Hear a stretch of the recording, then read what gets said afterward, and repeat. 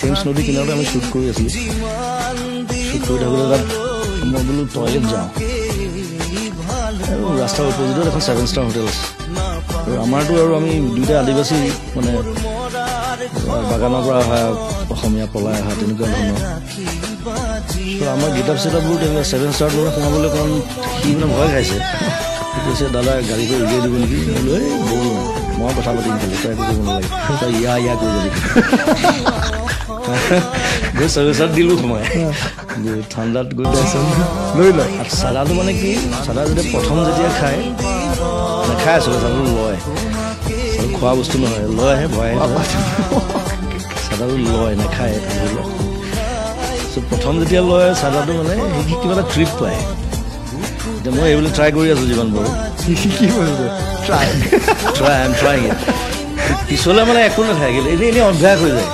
চাদা কোনোচোন কথা তেনেকুৱা ন' trip nothing.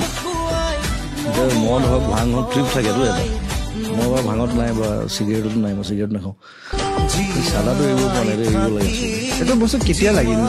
মানে এটা কথা মই একদম আপোনাক ফ্ৰেংকলি কলেজত থাকোঁতে এদিন দুদিন এনেই লৈ দিলোঁ ক'ৰ পৰা আৰু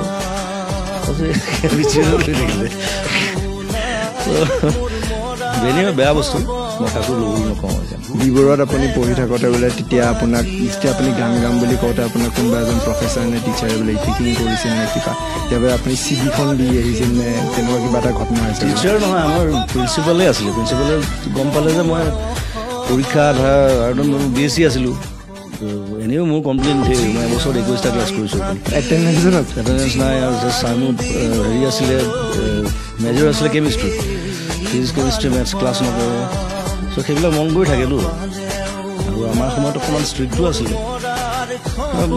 সুধিলে মোক তই বোলে পেপাৰখন ফালি ওলাই আহিলি।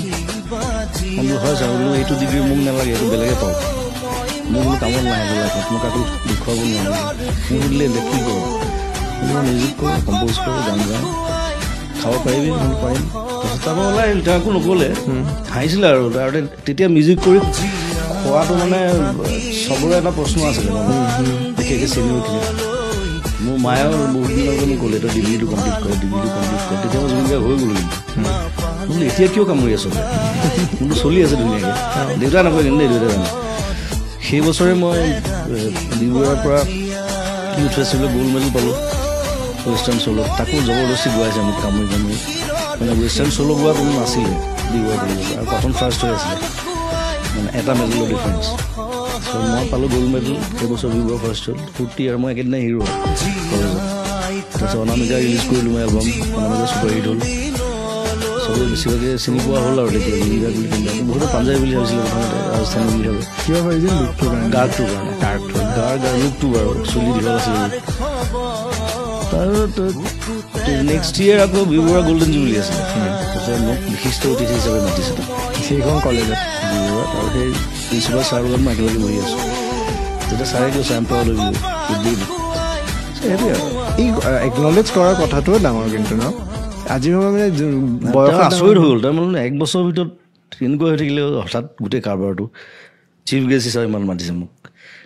চ' তাতে গল্ডেন জুবিলি ভাল, আমি বহুত ফূৰ্তি কৰিছোঁ গল্ডেন জুবিলিত বিবৰুৱাত।